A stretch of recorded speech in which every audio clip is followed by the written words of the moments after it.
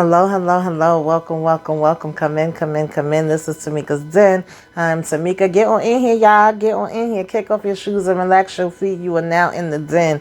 So, guys, this is my review recap for the TheCHI Season 6, Episode 3, House Party. What was going down in these streets, y'all? What was going down in the TheCHI? Not a damn thing, okay? It was just basically Emmett and Keisha having their daggone housewarming party, okay? Everybody and their mother was up in there.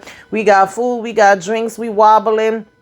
Child Zuda coming through and giving daggone Emmett the freaking hammer, talking about this is what real bosses, okay, carry with them. Darnell over here pressing up on Zuda, talking about don't let the Bluetooth fool you, okay? I will take your ass out. I said, okay, Darnell, that's cute and everything, but we don't walk up on people and tell them what we gonna do. We do it, okay? When it's time to do it, we do it, and that's it, okay? That's all, folks. We don't need to have a conversation about it. Of course, the list of people that want to get Zuda is getting longer and longer and longer, and the ones that may be taken out by him is just as long, y'all. We got Keisha over here still giving freaking attitude, and I say she get it from her mama because Nina, child, is so damn miserable. I don't know why I never noticed it before. It comes straight from her with this freaking attitude. In the meantime, child, Rob over here trying to ask Nuck if you buck questions, get down to the bottom of what happened with Q. And Nuck if you buck is coming up to Keisha talking about, I apologize, okay? And she over here giving him googly eyes. I said, what is going on, Keisha? What is going on, Nuck if you buck? I'm confused. In the meantime, we got little Kevin over here gazing at Maisha, okay? And we got Emmett basically peeping that out. You know, we got daggone child Kevin mama trying to go around and ask every damn man in the party, are they available? Are they single? She trying to give Tracy the hookup, not knowing that Tracy already trying to jump Jamal bones. Jamal keep asking damn Lene, what's going on with Bakari? What do he really do? I heard he worked for Duda. She talking about he just a lookout. He told her there's no such thing as a lookout, girl, okay? Either he gonna end up in jail or he gonna be knocked the hell up out of here, deleted, gone, okay, see you later, bye-bye, can't come back from it. And so Lene is now upset and trying to talk to Bakari and say, I don't want no street dude. That's not what I need. That's not what I want. That's not the direction that I'm trying to go in. Baby, let's go ahead and talk about it. Get on into it. Take it from the top. You know how we do. Child, when I tell y'all wasn't much going up in this episode at all, honey, it was basically fill her up, okay? Fill her up at pump 3, all right? We started out with, of course, Emmett and Keisha, they done emptied up this house. He say it is giving the episode of Fresh Prince when it's time to say goodbye, all right? And, Tiff's like, what the hell is going on? What's with this new look? What's with the suit? What you so dressed up for? He like, nah, I ain't dressed up. This is just the direction that I'm going in now. She told him that he looked nice. And we over here talking about some, oh, you want to go for breakfast and this and that, basically just all chummy and cool now. He told her she needs to be driving. And she's like, well, why the hell I got to drive? Oh, I might as well get my money's worth. So it's like, I know you ain't going to be bringing up this damn car every chance you get. Yes, I am. Okay. Yes, I am, Sam. I am. So in the meantime, when he finally get home, Keisha over here decorating the house or whatever. And of course, we got a Christian in, all right? We got to have a Christian in going on all up in here through here.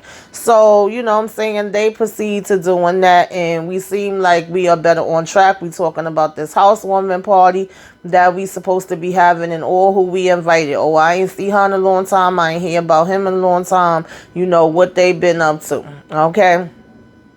So now, moving on from that, we basically get to Rashad over here at Smokies, okay? Everybody been stopping through Smokies. We eating it up, and, Papa defends his little girlfriend or whatever because we got a grundled and deranged, customer that come in complaining and talking about how his order wasn't put in right. And Papa was like, okay, what I'm going to need you to do is bring it down 10 notches, all right? This is what I'm going to do for you. We're going to have your food out. You're going to get 2 extra sides. And if you apologize and you do it just right, then I'll throw in some apple pie as well, okay? So Rashad sees old Master Marshawn that used to be around damn Emmett with him listening to all his videos.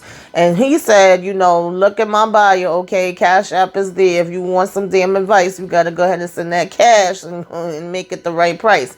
And Rashawn is like, I ain't got no damn money. So basically, they get to chit-chatting or whatever have you. He telling him how he read his book. And come to find out, it's a small world after all, because they both are basically invited to Emmett's party and on their way there. And Rashad says he could come on and ride with him. Okay, he got his girl car and they can go together. So they all leave to go to, this party. All right, everybody on the block is going to Emmett's party, apparently, except for Gemma and Jake. They nowhere to be seen. Okay, maybe Jake is fixing his clothes, we don't know.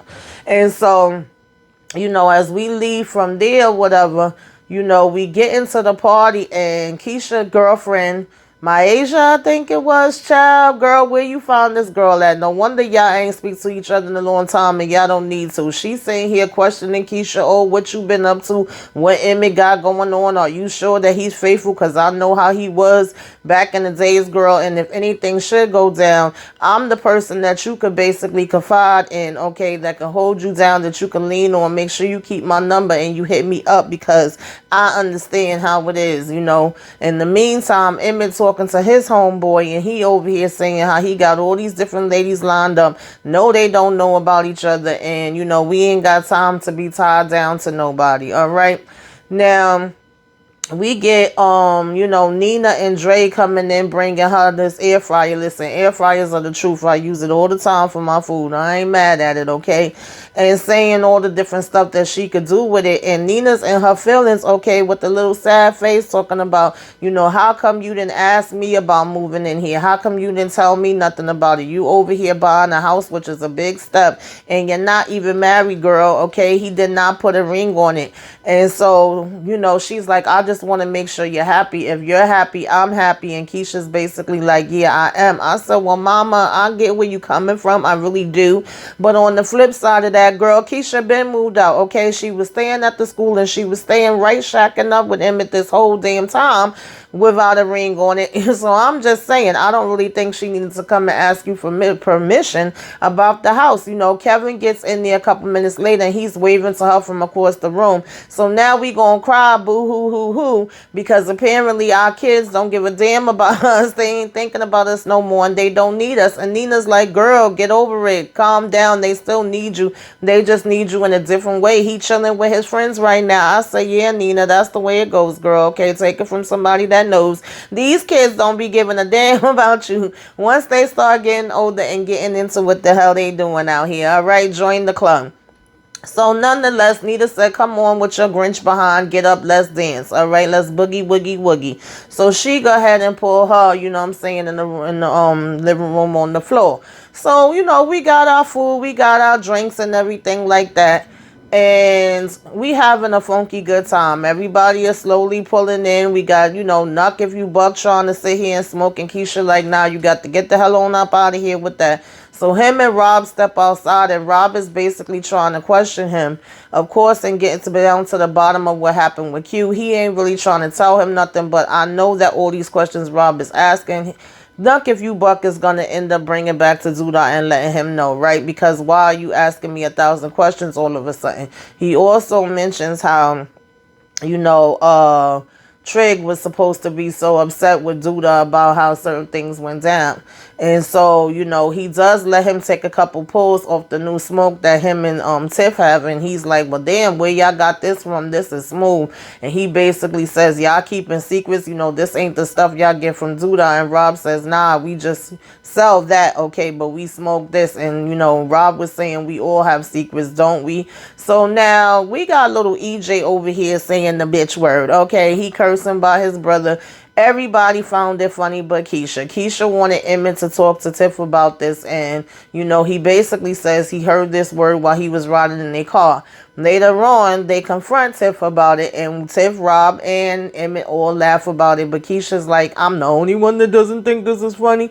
So we are basically having a conversation where, of course, Tiff gets offended and says, nah, I'm up out of here now. I don't like the way y'all coming. Obviously, he heard this from a rap song because, she don't want to say that he heard it from her. And Rob was actually apologizing, but then he just looked and was like, okay, I gotta go because she going, we going. All right, I gotta ride with this. And so it was also a little interesting to me that when they first got there, I didn't see no funny looks from Rob in reference to the car, but honey, I seen he was looking a little funny with this house because we all know he ain't buy his own house. All right, that's his mama house and he just staying in it. I'm just saying, I did peep that out.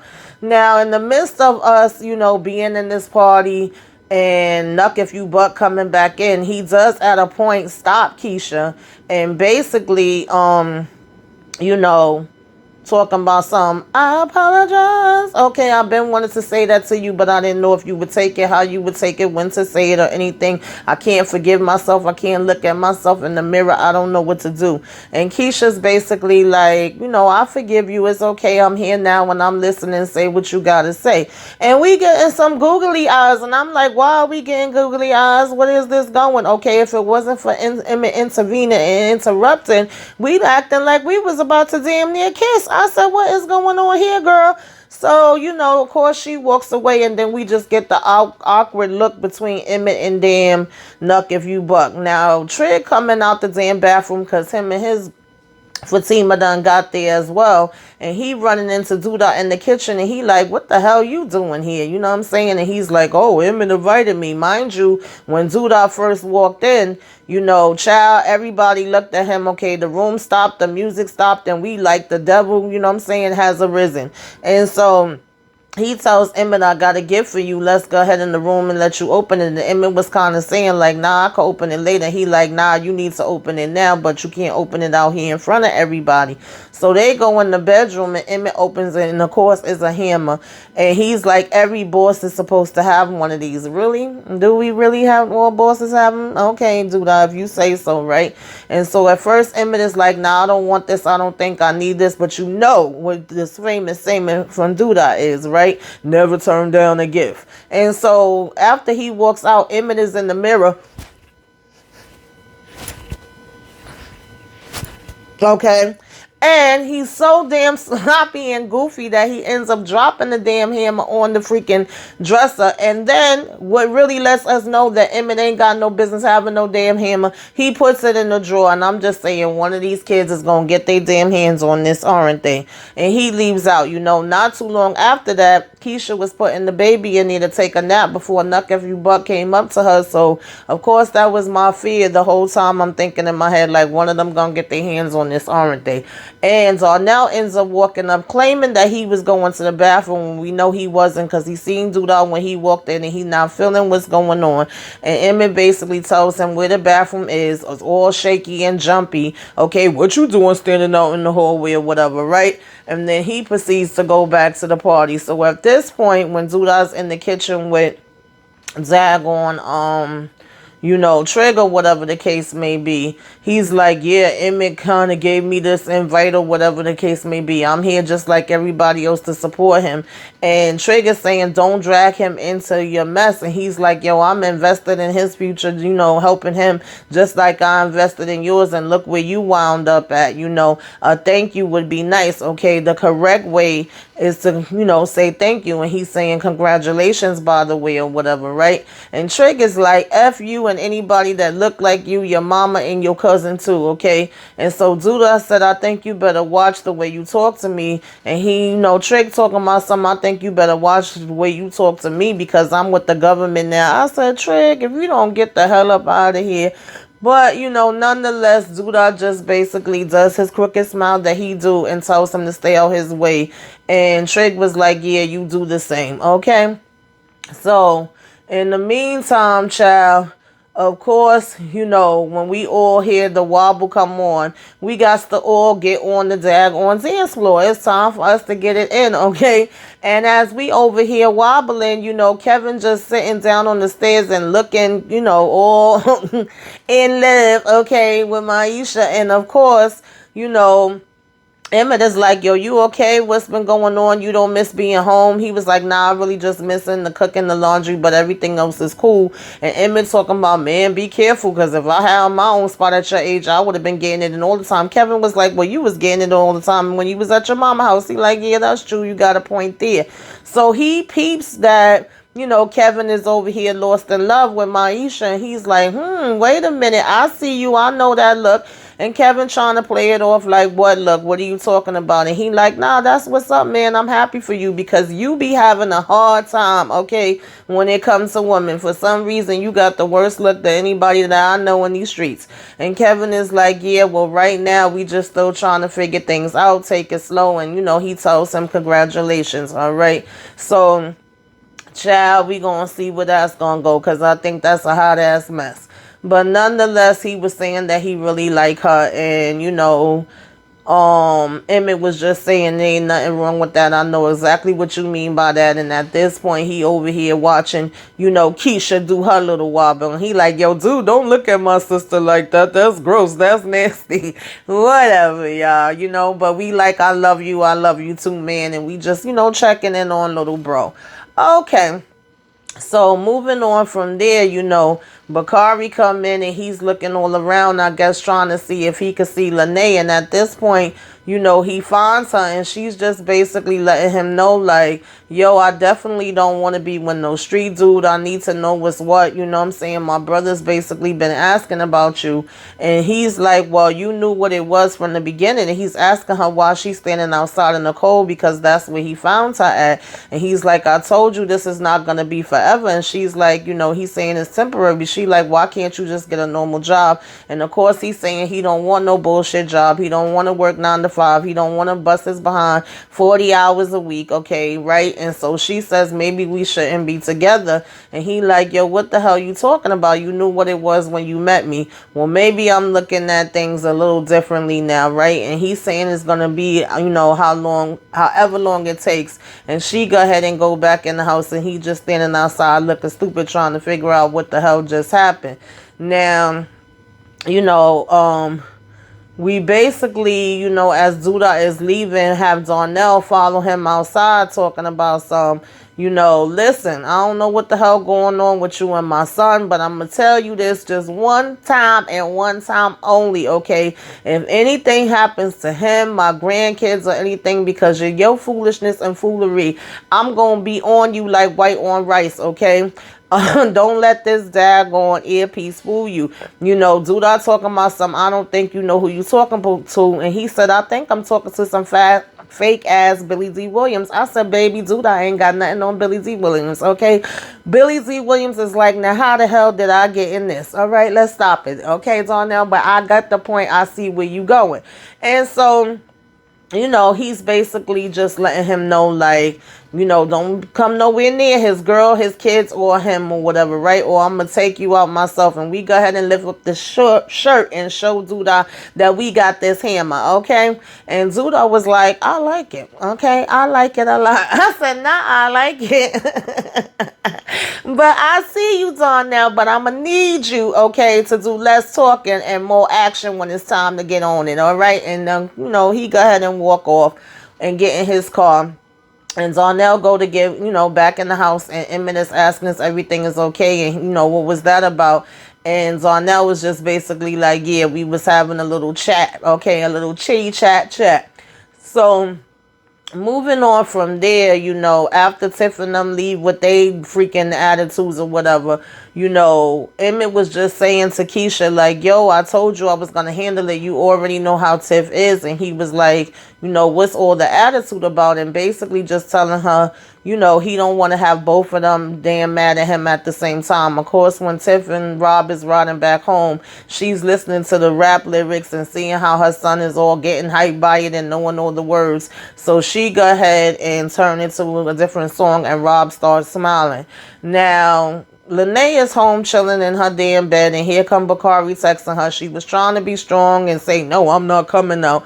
But of course, she does come downstairs and open the door for him. And she's like, when it's all said and done, what do you really want? Where are you trying to go? Okay, do you know where you're going to? Do you like the things that life is showing you? Do you know? Okay. And Bakari's pretty much just singing the same old song. She's letting him know that her brother do want to meet up with him, get to meet him and know what he's about. And she's like, are you really happy? You know, she's saying she want to be happy too. And she don't really know what exactly she want in her life right now. But she do know that she does not want to visit him in jail. She don't want to go to jail. And she also don't want to have to go to his funeral. She cannot take it, okay? And he over here making promises that he can't keep, saying everything is going to be okay. And he's like, I'm just surviving. And she said, well, that's not the same thing. That's not being happy, all right? He done brought her some damn Cheetos, all right? And some candy. And he talking about, are we okay? And she says, yes, for now. And start eating on her damn chips, okay? So then we basically, you know, had, you know, Papa stay back and hold down Smokies while everybody was partying or whatever the case may be. And we have, you know, Emmett telling Keisha, I just don't want both of y'all to be mad at me at the same damn time. And she like, well, I'm not really mad right now, okay? I'm a little less mad than I was. And Emmett is like, thank God. And so she asking him, well, how was his talk with Lamar? He's like, it was kind of weird or whatever. You know, of course, she was saying how Malaysia had absolutely nothing in common, and she kept asking how much they paid for the damn house. Okay, she wanted to know what they was putting in on the rent, and then of course Keisha was like, girl, it's not rent, it's mortgage. And she was like, well, how much you putting in on that? And so she was like, I could see why we don't talk. They just basically see that they are different places now than, you know, their friends that they went to high school with. Now, of course, Emmett being Emmett, he thought he was going to try to get some loving, but Keisha went on and turned over the other direction, and then he's like, well, what was you and Nuck and Buck talking about, okay? And she talking about some, oh, nothing. Now, he go to put his damn phone in the drawer, and he notices that the hammer is gone, and he's like, oh shoot, and he goes running, and she's like, what, Emmett, what's going on? He talking about some nothing, and she's like, don't lie to me, come on, tell me what's happening. And he like, no, it's fine, it's all right, nothing. And he just gonna lay back like this. I said, so who got the hammer, Emmett? Who took the hammer out the damn drawer? Okay, did Darnell go in there and take it? All right, is EJ over here riding in the car with Tiffany and them with it, and they don't know, like, we just gonna lay back down and go to sleep and act like nothing ain't happened? That's what we gonna do? Anyway, y'all, so far, I don't know, child. I could see Emmett being taken out by Duda. I could see Darnell being taken out by Duda. I could see Papa being taken out by Duda. I could see Bakari taken out by Duda. I could see Papa's father taken out by Duda. I could also see Papa or his father being taken out by Duda, and then Bakari retaliating because he's so upset. Oh, Trig asked Fatima to move in, child. Who gives a damn? I really don't. She was like, are you sure? We haven't even been together that long. And he's like, yeah, I can't see my life with nobody else. Okay, baby, it got to be you. And so, I don't know, y'all. Like, where are we going with this? What the hell is the whole point? We know that Emmett is gonna basically want Doodah gone after a while, child. Darnell already want him gone. Rob gonna want him gone. Child. And what's up with Jamal? What is really the truth? Why is he pressing so hard to speak to Bakari, okay? How did he get out of jail so fast? Because that story does not make sense to me. Is that even gonna lead somewhere? Is it more to that story, or is it just... Child, I don't even know no more. But that was what the show was. Anything I didn't talk about, we could talk down in the daggone comments, y'all. Y'all tell me what y'all thought about this episode, what y'all rated it, what y'all next predictions are. Where are we going to with all of this, y'all? If you know, please do tell me. Give me a wave. Let me know you came by. Put some flames up in the sky, child. Like, comment, share, subscribe if you were so inclined. Whew, till next time, y'all. Toodaloo.